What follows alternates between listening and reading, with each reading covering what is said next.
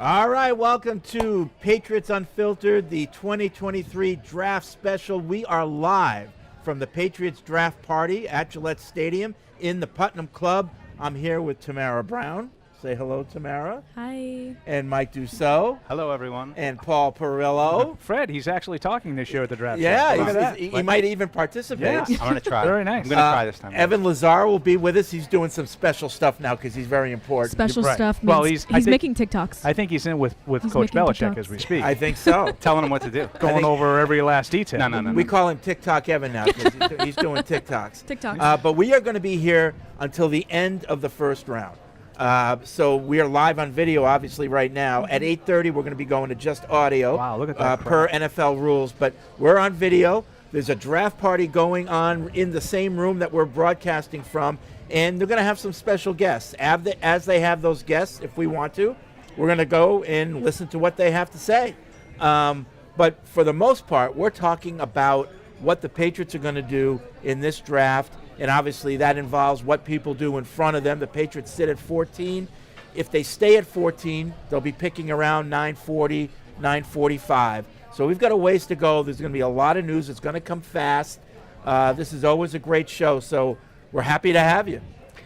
I'm excited. I am Hey, we're too. here. I mean, this is great. This is the second year back at the party, so I know you guys have done the party for a long time, but just to be here amongst all these Patriots season ticket holders, we're going to hear from what? Bill Belichick's going to talk in a little bit. Bill O'Brien, Bill a little O'Brien, after 8 o'clock. Little surprise. So Yep. cast the thousands here, Paul. It's exciting. Yeah, and I think that one of the things that I'm excited about with this draft is the way that a lot of the people are talking about it heading in. There's a lot of anonymous GMs and decision makers talking about the unpredictability of this draft being a little bit different than most years.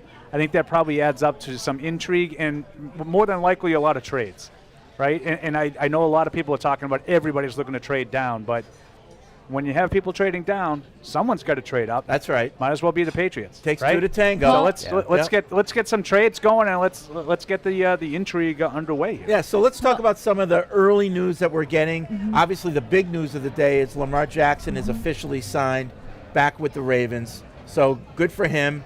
You know, they got OBJ, and when that happened, I think a lot of us said, okay, you know, he's coming back, and sure enough, he did. The other news that came out, I don't know if it's news, it's kind of silliness, but the whole trade Mac Jones stuff, that was squashed by Tom Curran earlier. I'm assuming that he's got a source inside the Patriots that are telling him that's all nonsense.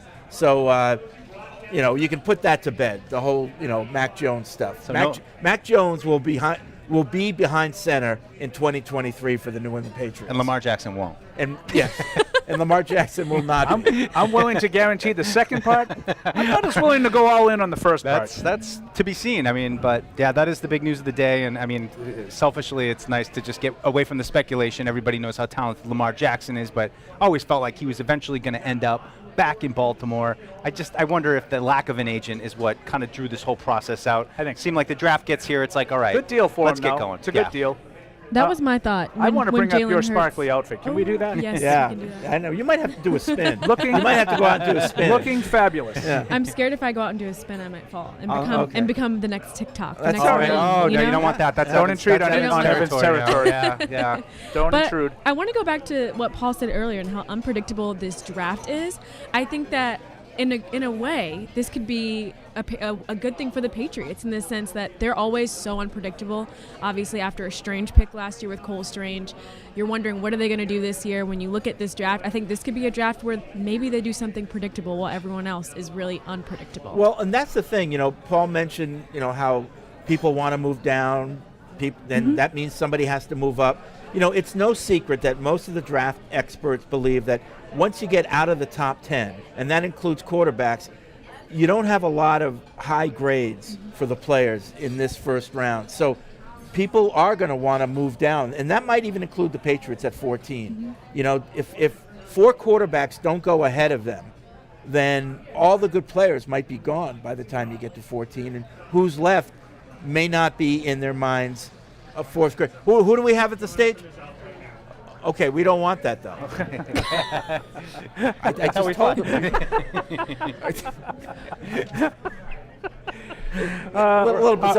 So our new record is 5 minutes before we got off the rails. But I agree with you, Freddie, in terms of the quarterbacks, because I do think more than likely those top 4 guys, Stroud, Young, Richardson, and Levi's, thank you, are going to be gone. More than likely in the top 10, but top 14 before the Patriots. That's a good thing. To Tamara's point, that's a good thing for the Patriots because that increases the opportunity for the Patriots to get a player that they may think is worthy of that first round. Right, but you don't think one of those 4 guys are going to drop? I don't. I think the Kentucky, out of all of them, it would be the Kentucky quarterback. Just because I think that it's hard to get past his turnovers, right? I think that, he has the talent. He has, everything in the toolbox. But I think his decision-making could be something where if you want a quarterback to start right now and be ready now, he's probably the least ready of the group. I kind of see Houston as, the most interesting pick at this point, number 2. I think everybody believes Bryce Young's going to go too. But, is Houston going to go with a quarterback? It did all the kind of scuttlebutt of the last week with C.J. Stroud and his test-taking. I mean, it seems like people were kind of maybe trying to get him to fall a little bit perhaps, but I think that's been the biggest debate here over the last few days. What direction is Houston going to go with? I've even heard talking today they might stick with Davis Mills. And I think that's why that the anonymous GMs are saying how unpredictable it is, because usually there's a hinge point of the first round every year. This is at number 2. Right. So that really impacts what everybody else is going to do. If I think there was a lot of talk about Houston not necessarily being sold on the second quarterback from the start. And now the stuff about the score, which I'm not really overly concerned with. Silly season stuff. But I don't think Houston necessarily was sold on C.J. Stroud to start with. So that to me means that pick is for sale. Right. They're looking to get down because they also picked 12. So if you guys are right and one of the quarterbacks maybe slips a little bit, they can always get a quarterback at 12 if they want to, if that happens. But I think the number 2 pick, I think, is open for bid. And the question is, does someone I think we saw a report for Pro Football Talk today about Tennessee wanting to go from 11 to 2 and grab a quarterback. You would think. If you're making that kind of a move, it's got to be for Stroud. Who would have more info on an Ohio State quarterback than Mike Vrabel? Yeah. Right? So that would make sense if you connect the dots. Well, I mean, so I think it's 3 teams in the first round have 2 picks. The Eagles, the Texans, and one other. I think so. Is it Seattle? I think you're right. I think it's Seattle. So that to me, that's if only there was a way we could look. That's a lot of. Yeah, it is Seattle, 5-20. Yeah, those are 3 teams that have ammunition that can go up. So that could make for a very exciting first round. Just the fact that, and then you have one less pick because the Dolphins lost their pick for tampering with Tom Brady. Right. So they lost a pick. So there's actually only 31 picks in the first round. Nobody picks that up. It's just 31 picks. So there could be a lot of movement in the first round. I just wonder, though, are the Patriots going to get stuck at 14? If so many teams want to trade down, I mean, not everybody's going to be able to trade down. And, I mean, I think it's worth a debate of trade up. That's what I was just going to say. I mean, is there a point, and I think that this goes to the bigger point of this draft for the Patriots, which I think they need talent. I mean, we talked about it on Patriots Unfiltered the last couple of weeks. It doesn't really matter so much as what position it is. As Evan said on one of the shows this week, they need guys that can move the needle and make big plays. Critical positions. We know they're all needs. Offensive tackle, cornerback, wide receiver. We throw front 7 in there just because there's some uncertainty, but they need a premium players in those positions, and I think that's what's going to determine whether or not this draft is successful. You probably won't know it, at the end of this weekend, but a couple, years down the line, did you come away with guys who were going to really start to change the dynamic here? It's just a critical weekend for this franchise. I agree, Mike. I think that this could be an opportunity with 11 picks. You could walk away with some guys who can have the chance to make a difference right now, like Marcus Jones. Obviously, he was a later pick, but you can get a premium pick in the first and second round that's able to come in, make a difference right now versus having to spend the whole year grooming them. Of course, they're all going to need a little bit of work, but to get a guy like Paris Johnson, right now, that's able to come in and play right away would be huge for this Patriots team. Yeah, I think that's the tackle position is definitely one to consider, and everybody wants to know what they're going to do at 14. And you look at the history of the positions that they've taken in the first round. I mean, they're clearly okay with taking offensive linemen, defensive front 7 guys. I mean, those have made up the great majority of the picks over the last 22 years. So. Right. It's hard to ignore the tackle position. And certainly they added, Paul, you like their depth that they kind of added with a couple veterans, Calvin Anderson. I like they got some depth, but it's not enough. I like at least the fact that, last year, when they lost the two guards, right? They had to find a guard to play. I think they want to tackle, but if Skoronski's not there and Paris Johnson's not there, or whoever they deem the best, they don't have to say, okay, I know it's not the one we wanted, but this is the fourth best tackle. We could take Darnell Wright, and who I think is going to be a good player. Yeah. I'm just saying they don't have to do that if they don't deem him worthy, because I do think they can plug in Riley Reif or Calvin Anderson and probably be better off than they were with Connor McDermott. Yeah. To finish the season last year. So that's a better spot to be in. I like the idea of figuring out what Fred talked about right off the top. If you get the quarterbacks, so that's 4. Right. It's going to be a couple of cornerbacks. So if they're not in the market to trade up, I think Witherspoon and Gonzalez will go. So that's 6. There'll be, I might think somewhere along the line, Jalen Carter's going to go somewhere. That's 7. So now you're talking about Tyree Wilson. Does he go? Miles Murphy. Yeah. Does he go somewhere? Now you might be able to get, because I think edge is a bigger need than a lot of other people are talking about. I think it's not as big as corner. It's not as big as tackle. But if there's a run on tackles and there's 3 or 4 tackles that are taken, you might be able to get like the second best edge guy. So you're saying Will Anderson's the best? Will Anderson, I forgot about Will Anderson. Will Anderson and Tyree Wilson, to me, are the 2 best edge guys. Yeah. Then I think it's open to Miles Murphy, Lucas Van Ness. Right. Like a lot of people have Lucas Van Ness. Now, Evan's not a huge fan of Van Ness. So maybe they don't like him as much as others do. All right, so let's go. Let's go to the stage. We got Bill Belichick up on the stage right now. Let's go to the stage.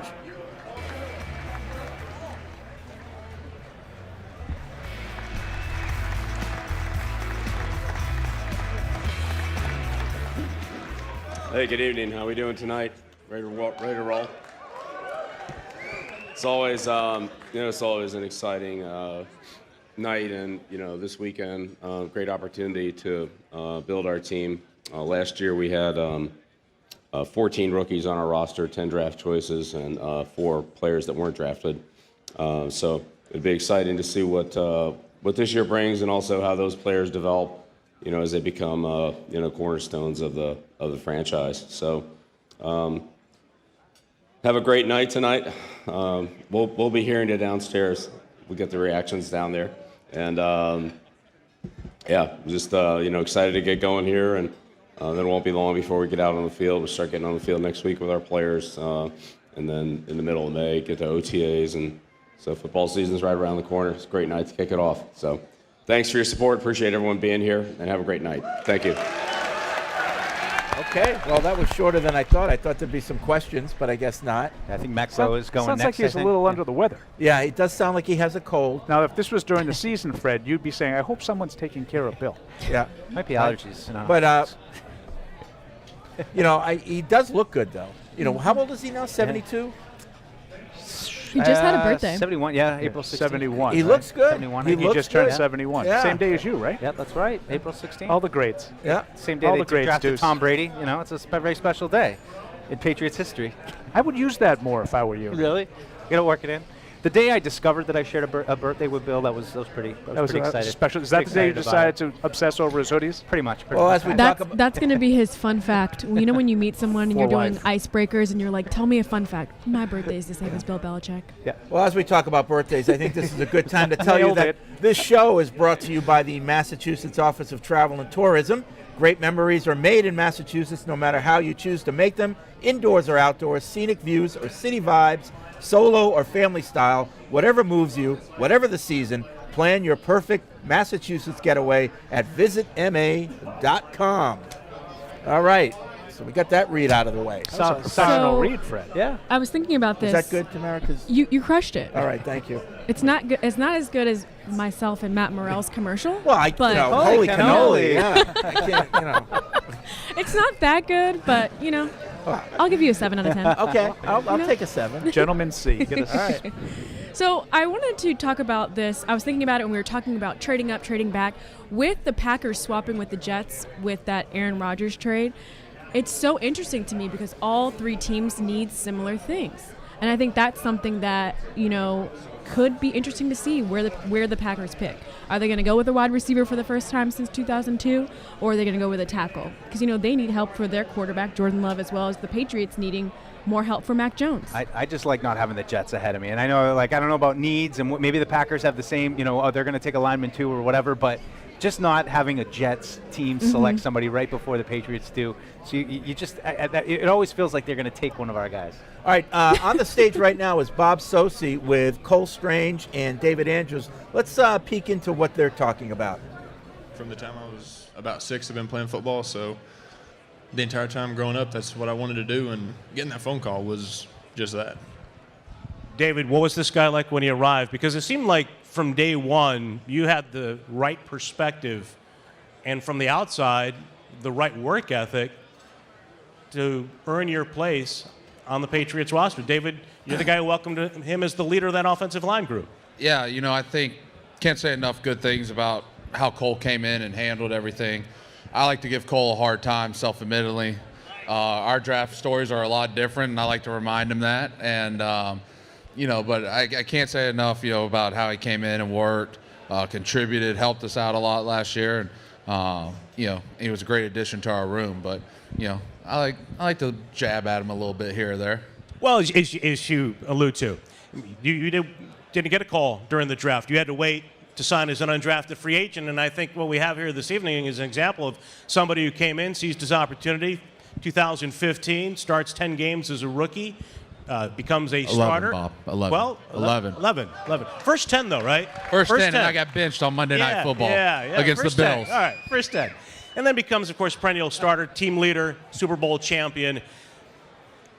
This league is a meritocracy when it comes to you get the opportunity, you have a chance to seize it. What was the key for you as an undrafted player to do that? Yeah, I think, Cole didn't have a choice. He was coming to the Patriots, and for me it was a little bit different. I had the choice when you're a free agent to go different places. And, I chose to come here because I knew how much this organization, if you can contribute, they're going to keep you around, and you can find ways to contribute.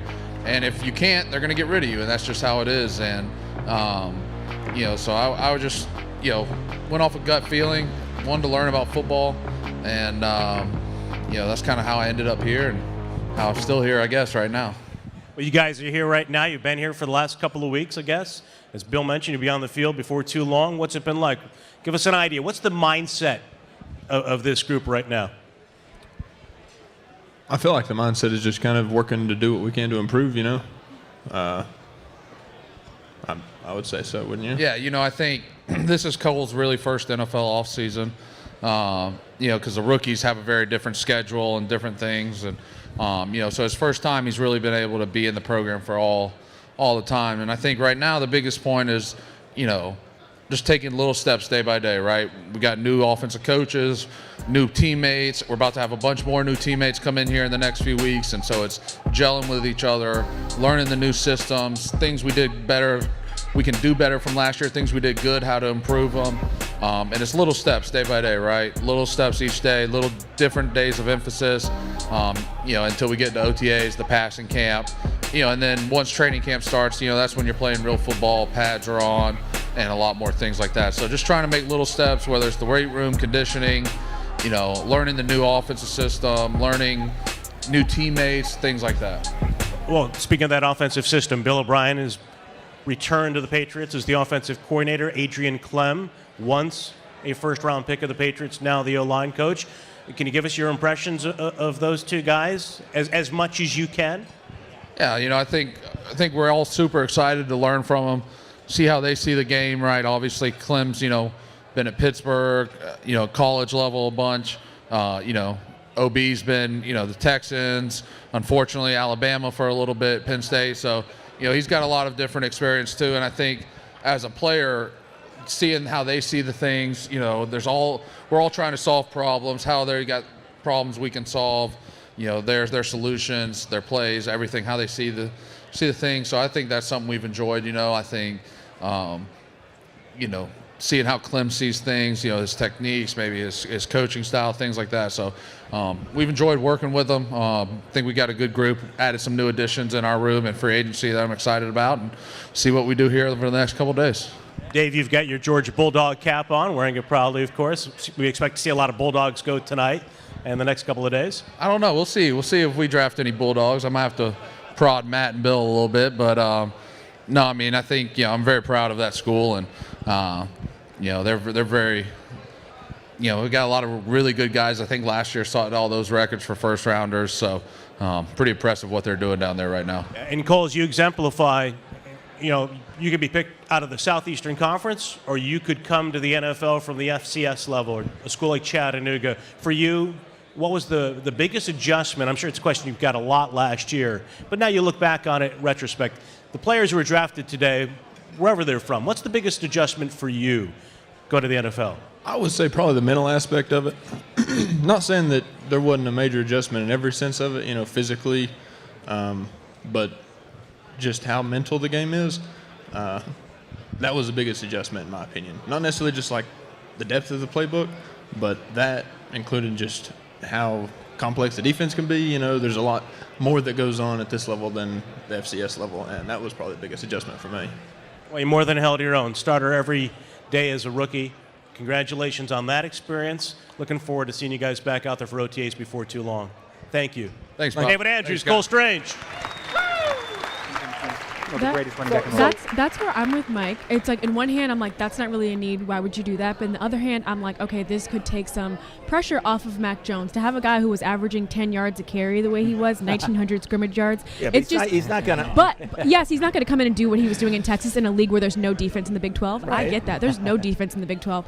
But I think that with Ramondre Stevenson and him to have a strong running game, that would take some pressure off of Mac Jones. Listen, I love my running backs, but fill in the blank. There's one thing I'm pretty sure the Patriots aren't going to do in the first round, and that's take a running back. Yeah, they haven't done it since Sony Michel. I just don't think they're going to do it. I wouldn't, not for that reason. You don't like running backs. No. I like running backs. No, I'm saying I wouldn't say they don't take running backs. They've done it twice, in the last 10 years. Mm-hmm. I just think what Mike said is I don't want to cut you part. off, but let's go to Matt Groh. Maybe he can give us a nugget.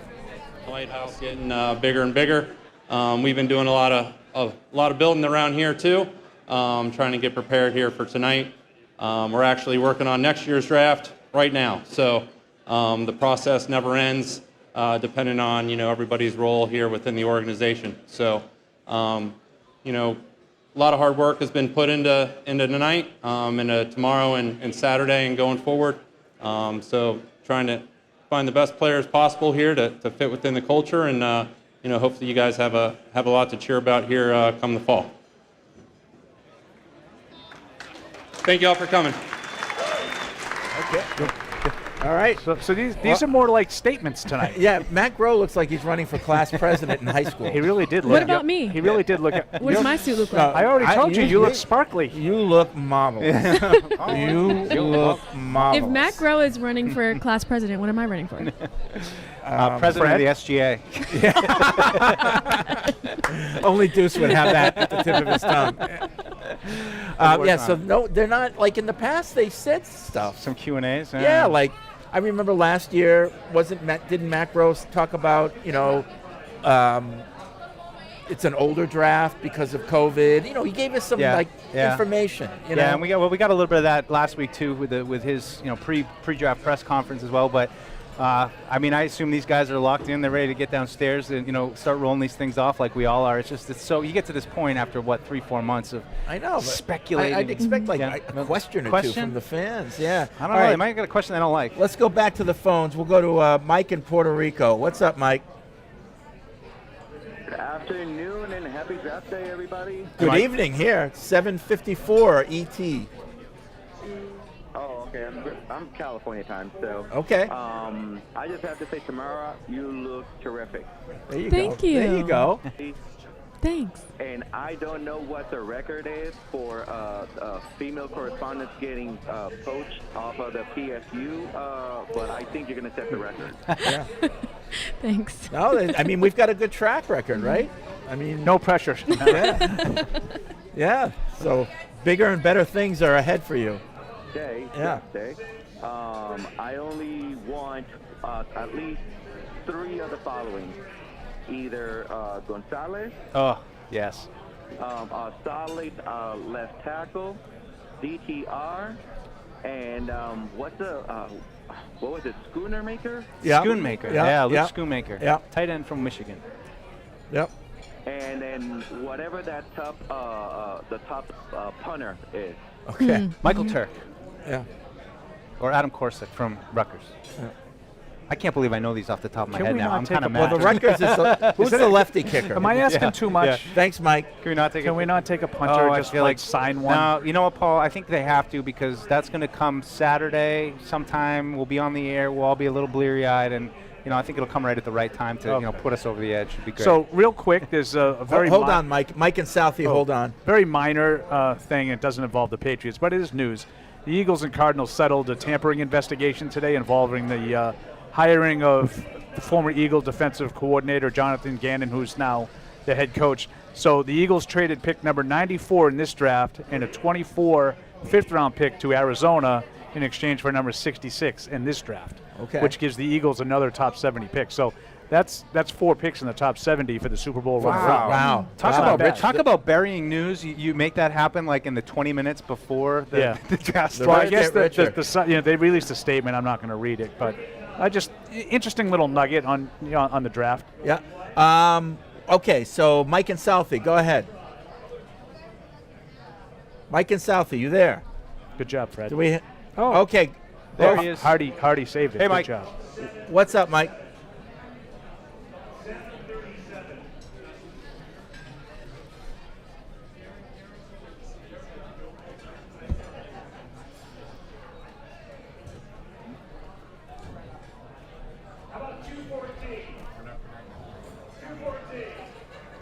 Okay.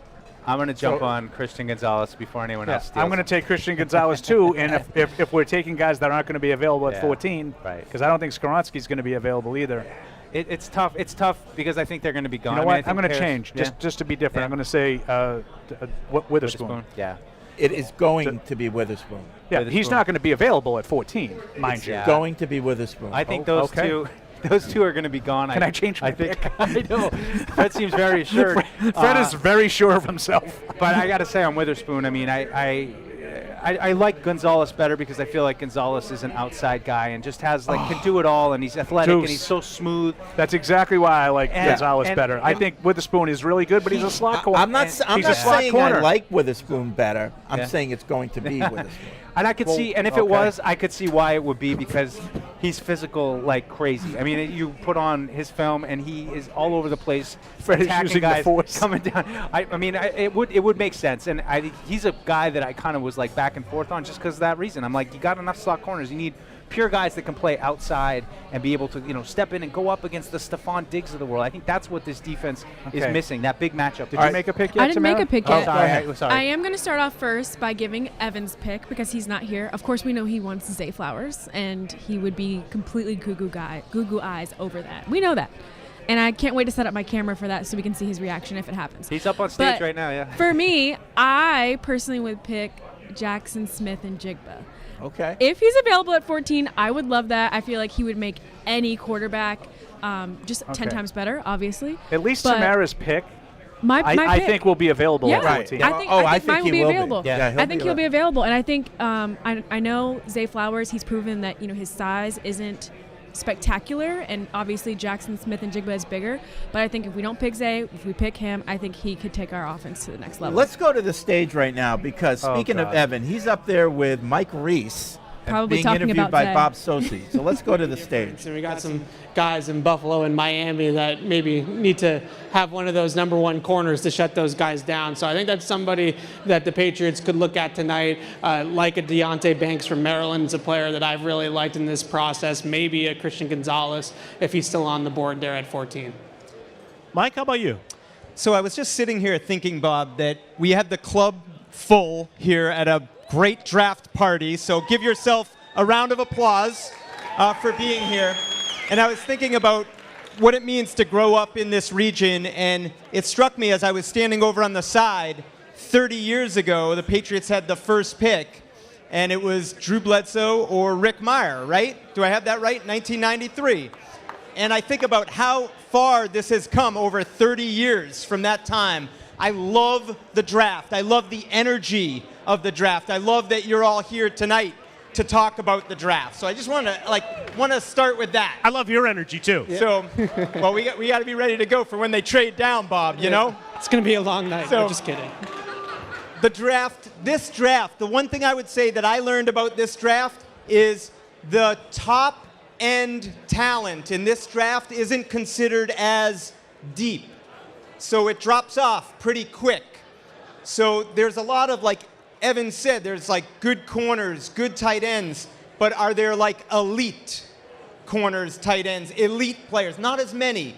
So in this type of draft, I always look at it, Bob, I'm like, do they go up to get like the few elite players, like maybe a little trade up? Or do they maybe trade back, which we know Bill is more likely to do? Well, you know, guys, the quarterbacks, when you talk about sitting at 14, there will likely be a handful of quarterbacks who go.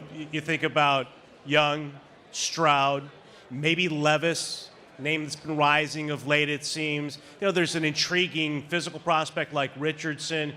Is that going to affect those other positions that you're high on? Yeah, absolutely. I mean, when you look at it that way, the Patriots should get one of the top 10 non-position players in the draft, or quarterback position in the draft, if they stick at 14. So maybe in theory, when I do all the million mock drafts that we do, you're starting to have somebody that falls to you all of a sudden. You're like, well, maybe the Patriots could go up and get this player just by going up one or two spots and land, like Mike was talking about. One of these top defensive players, I think, is really somebody that they would probably have their eye on. My eye is always on the wide receivers. I'm not going to lie to you, Bob. So I look at Jackson Smith-Njigba from Ohio State, and that's a guy that if he's starting to creep down into the early teens and all you have to do is jump one or two spots to go up and get him, I would definitely sign up for some JSN. And Mike, you have such a great vision long term, not just the picture for 2023. And you look at, Evan's already talked about the tight end position, but you look at a situation like the Patriots have at the edge spot. Matthew Judon has had a terrific run, but after next year, they're going to have to address that. Same with Josh Uche, coming off a breakout year last year, perhaps. And an edge rusher or two might be available at 14 that certainly could be to their liking. Yes, and when you talk about that, Bob, the first thing that comes to my mind was like Chandler Jones. When the Patriots drafted Chandler Jones, they hit on that pick back in 2012. Like, if you can find another Chandler Jones. Network of the New England Patriots.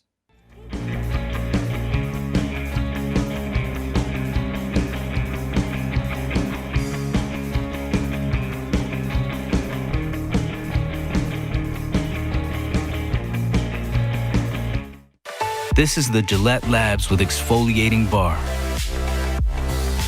The bar and the handle removes unseen dirt and debris ahead of the blades for effortless shaving in one efficient stroke. TouchView Interactive from the Yokers Company offers New England's leading schools and businesses technologically advanced and easy-to-use interactive displays, providing enhanced collaboration and improved student outcomes in the classroom, and an easy way to foster communication and teamwork in any business environment. Available in multiple sizes, TouchView also offers a built-in PC, allowing for easy use through video conference systems. For more information, visit okers.com.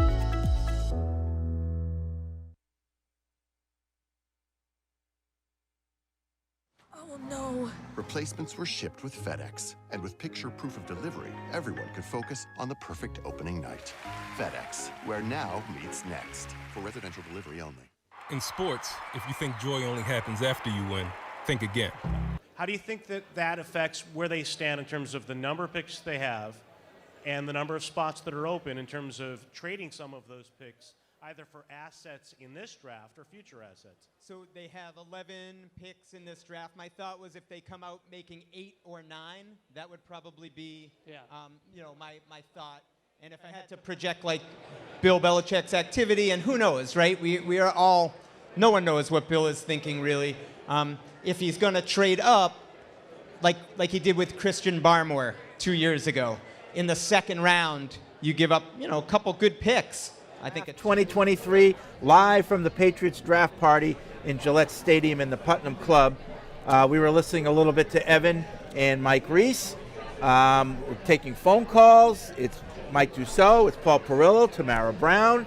Evan will be back with us a little later after he gets done with his chin wag? Yeah, his big important Hopefully he finishes before the first round's over because, it'll be too long. I would think so. I think Bill O'Brien's going to be up there pretty soon. But the way it's going, all they're doing is saying hello and leaving. They're making statements. Yeah. It's like, good to see everyone. I'll be here all week. Bill O'Brien's definitely, his statement's going to be, everyone gets a clean slate. Yeah. That's going to be his statement. I think Lighthouse keeps getting bigger and bigger as Stole the Night so far, though. Let's We're see. still building, too. We got emails coming in, too. So let's see who's saying what. We'll go to Jeff, who says he's from Australia, Melbourne, to be exact.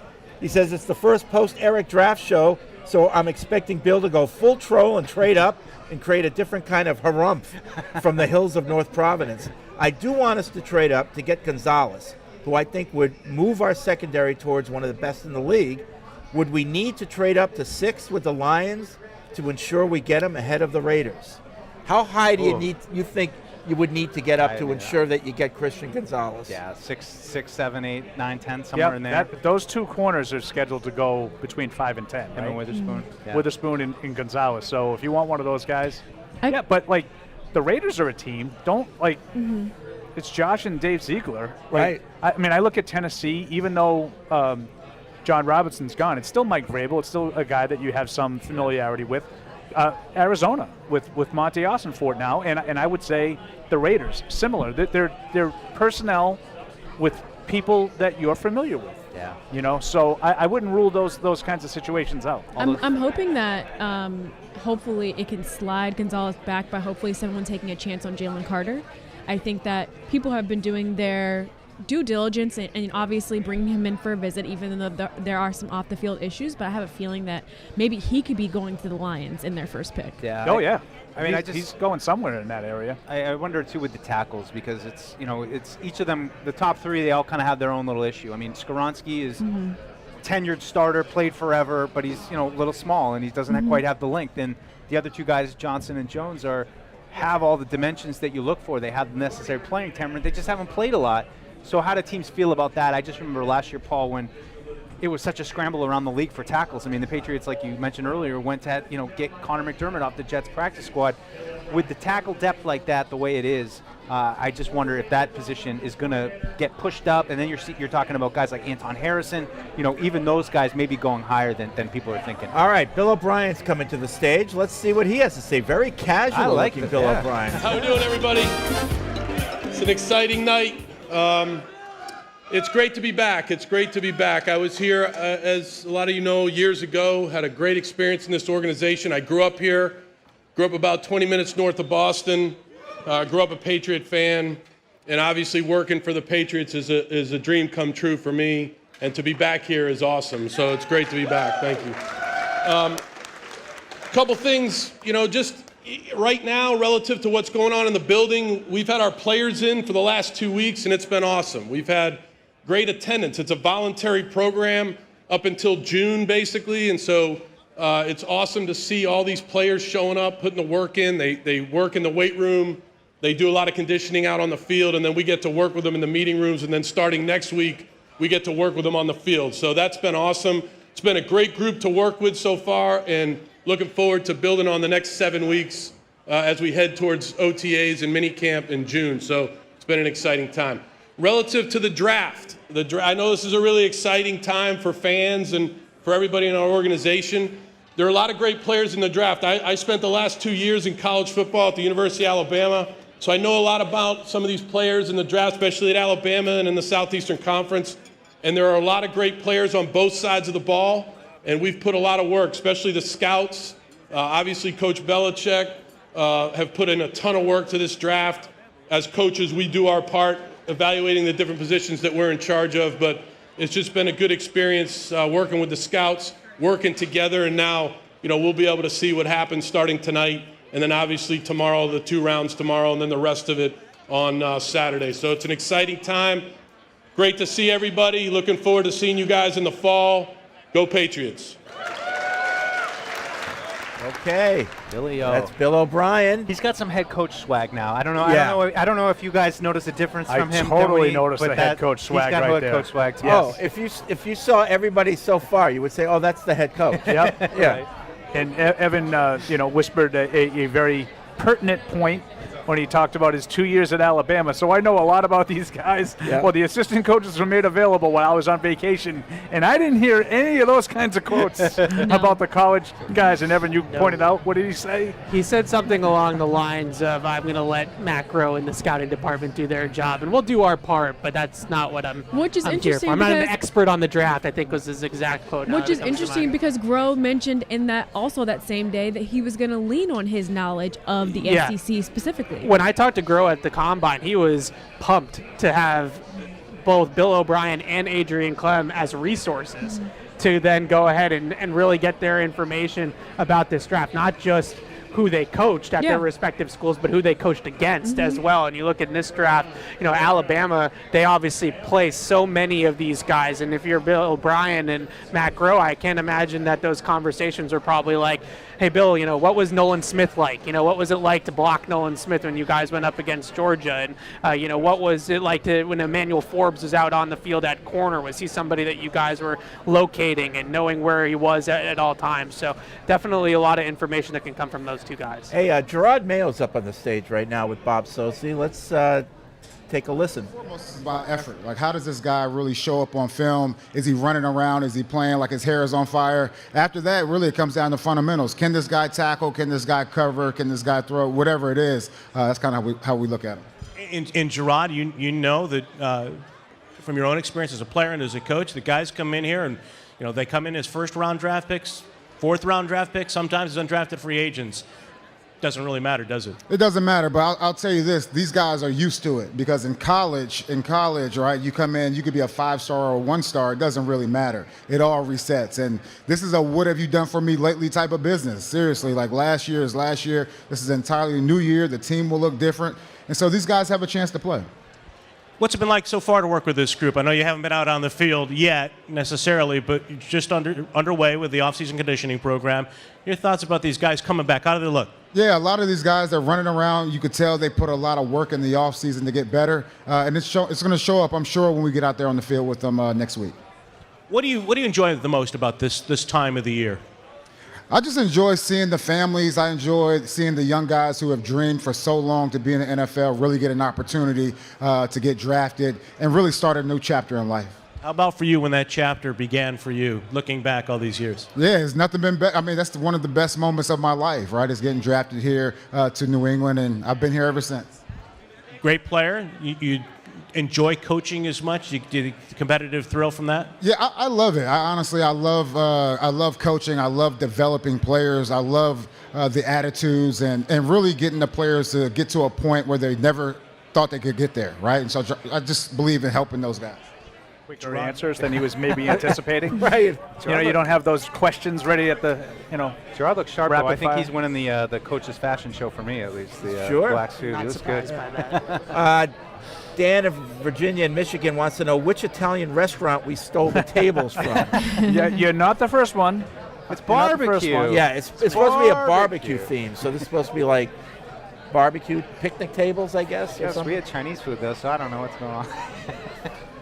Bob in Wilmington, North Carolina, everything I'm has tired lined already. up for Bill to select a linebacker with our first selection. Which linebacker would keep Evan from jumping off a bridge? Oh, none. And would we have to move up to get one? Like we a need traditional like an linebacker? outside edge guy. Yeah, what linebacker spot are we talking Because about? I could do that. Because Speaking I'll of- jump right off this ledge right Wasn't here. there and take an someone who inside called linebacker. in last year that said if we picked X, he was going to jump off? Yeah, the guy from Yeah, Duxbury. we took a guard, Yeah. and he did. Yeah. Oh, no. Right? John We and should Duxbury, connect. right? Make sure he's all right. Yeah. No, he's still alive. He still yeah. regularly calls in, so Yeah. he's okay. He made it calls through it. that season, too. Good for him. Much like I resigned after Richard Seymour picked. So Still here. Carolina is on the clock, and the clock is ticking. It's actually ticking. It There we started.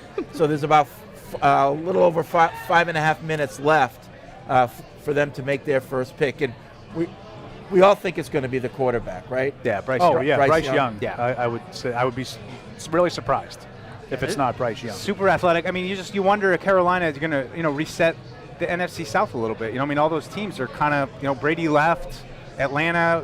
They're kind of going about it their way.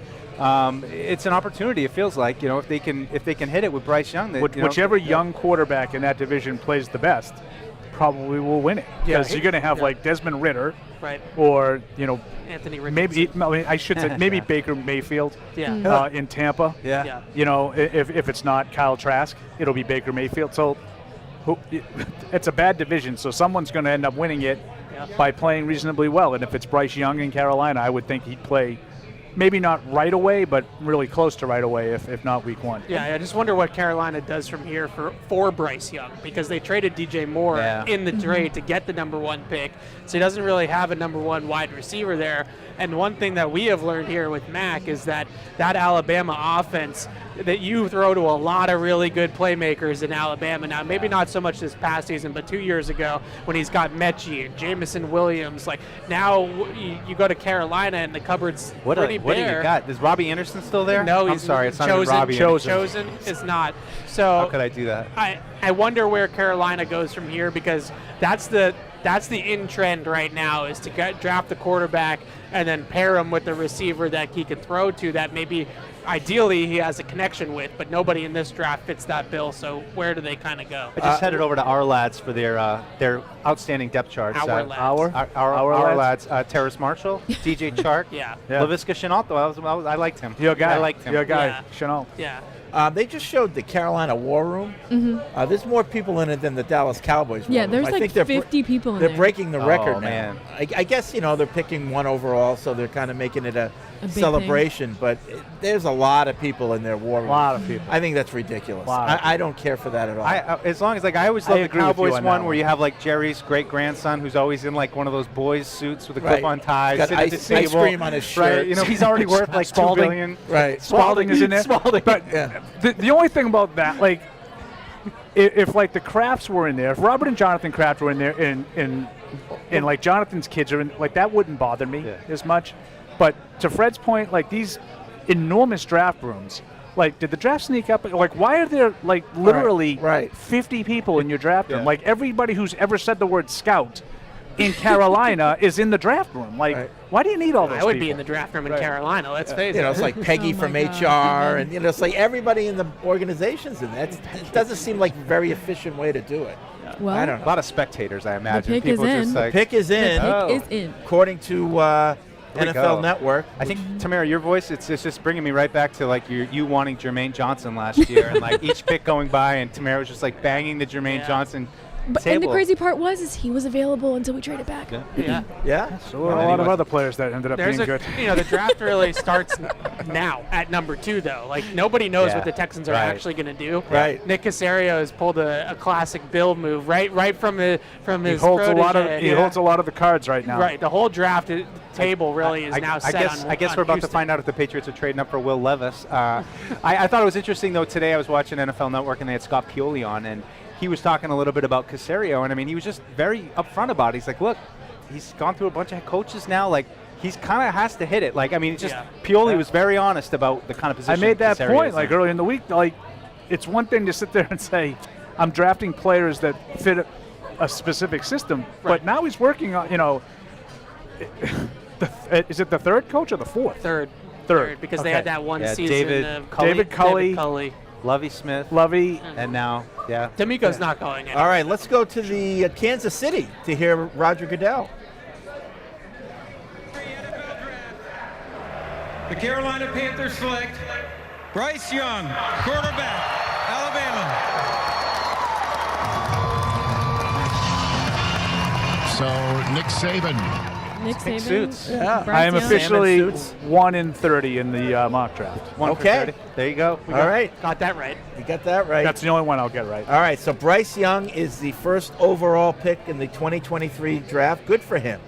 Oh, that was cute. So to me, like, everybody makes fun of me, and I embrace it. But I don't really watch college football. I come to it, with new eyes. But it sounds stupid, but just my impression of him was just how athletic he was. I couldn't believe what a smooth athlete he was. It reminded me in that regard a little bit of Aaron Rodgers, but just seems to have great subtle pocket movement.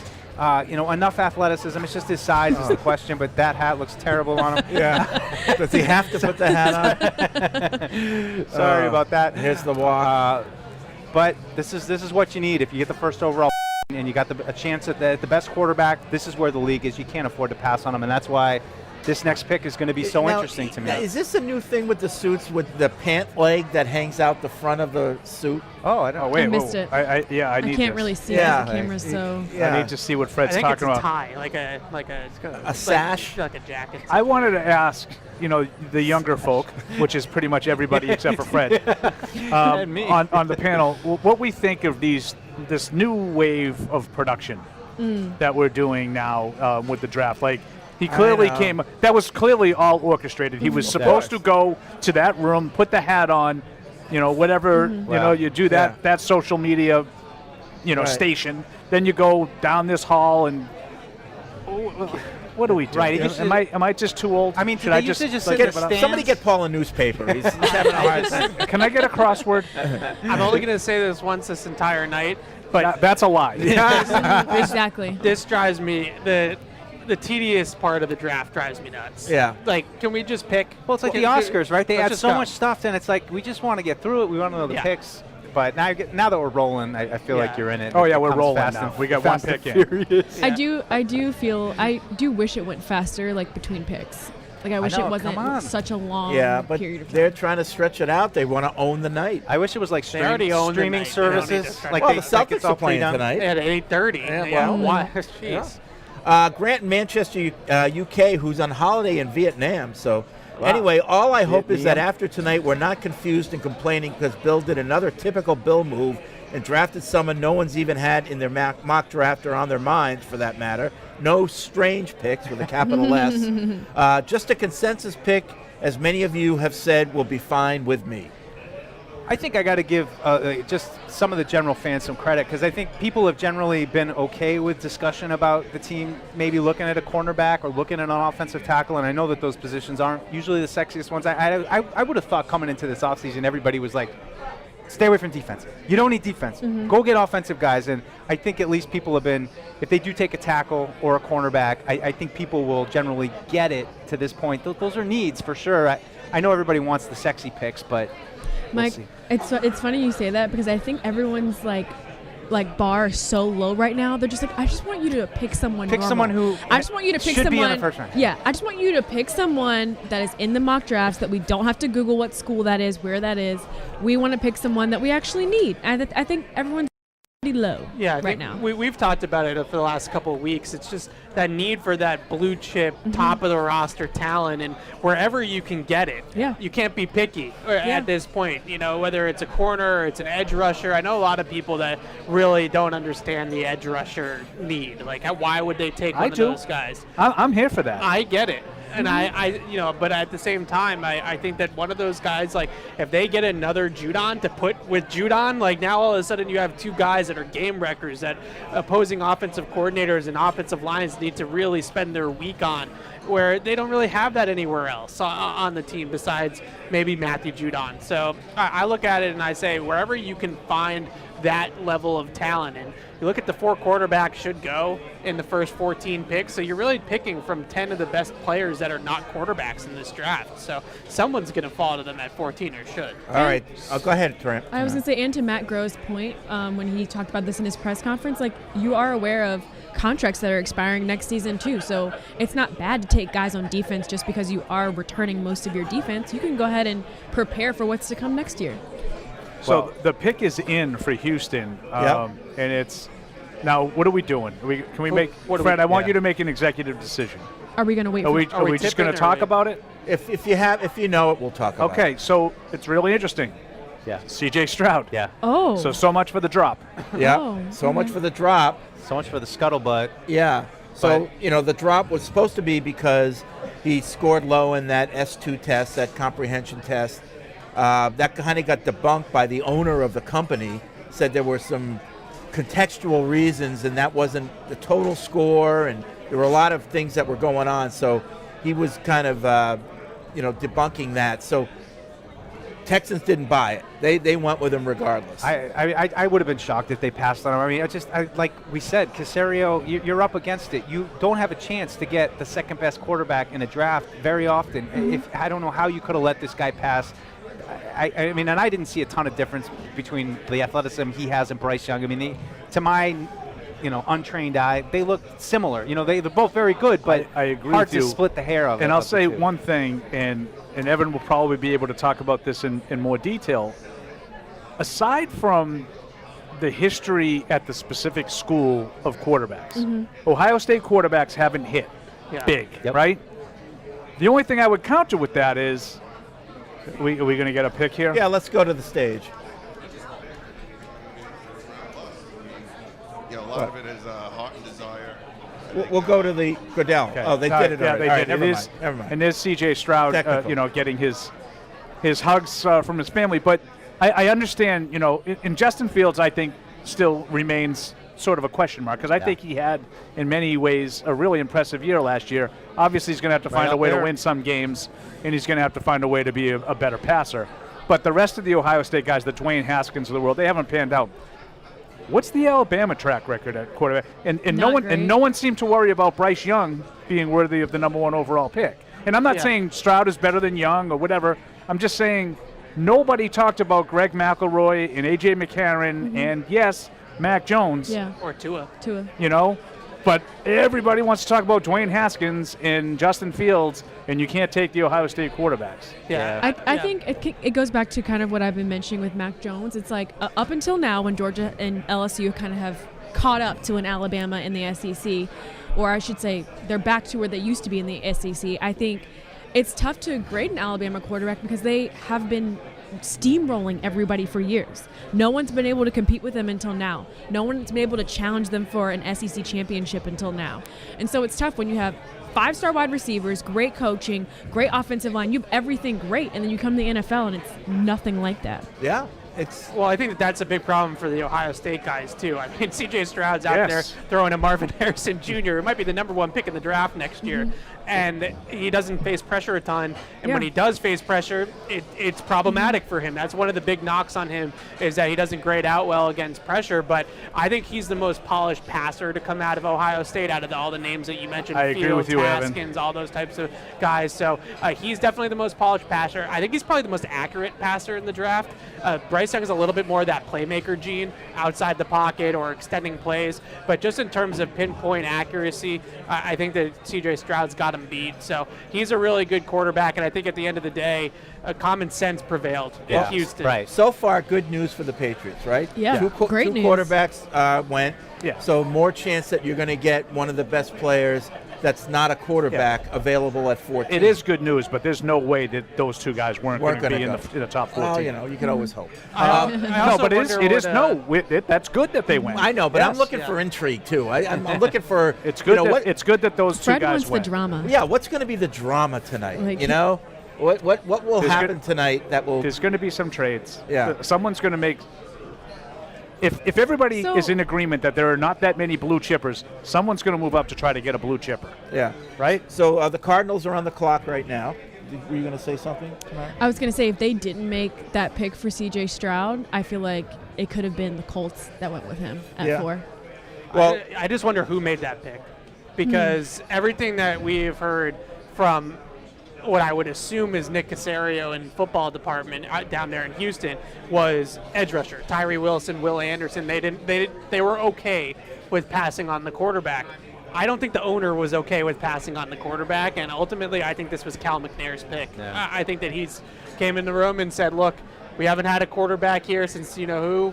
We're taking a quarterback, and that's it. But to your point with that, Evan, when it comes to the Patriots pick at 14, when does the owner step in and say, we're doing this? Well, if you believe some people, he stepped in a couple years ago when they were in the same exact position and said Mac Jones is the pick. All right, So, we got some bad news for everybody. No more It's video? 8:30. It's getting to be 8:30, so we're going to have to cut witching out hour? our video per NFL rules. Boo, NFL. Why can't we just keep doing? It's not like people aren't going to watch the you TV mean- anyway. They should be able to watch us both. So you Get mean me I here can for go- second screen? This is 2023. Fred's a rant. So basically what I Fred's think that was saying the is, first. what Fred is saying is I can go change into a sweatsuit now. Since Oh, no no. one's gonna- Don't deprive your fans of You can. seeing All your right, sparkly so outfit. bye-bye video. All right. video team. Matt Thanks, Morrell, video you want to team. take a break? All right, when we come back, just audio, but we'll be back until the end of the first round. The Network America Yeah, like out of nowhere, my computer just went. Like, out of nowhere, I was like, oh, yeah. It is dumb that we can't do this. Aren't you cold? I'm cold.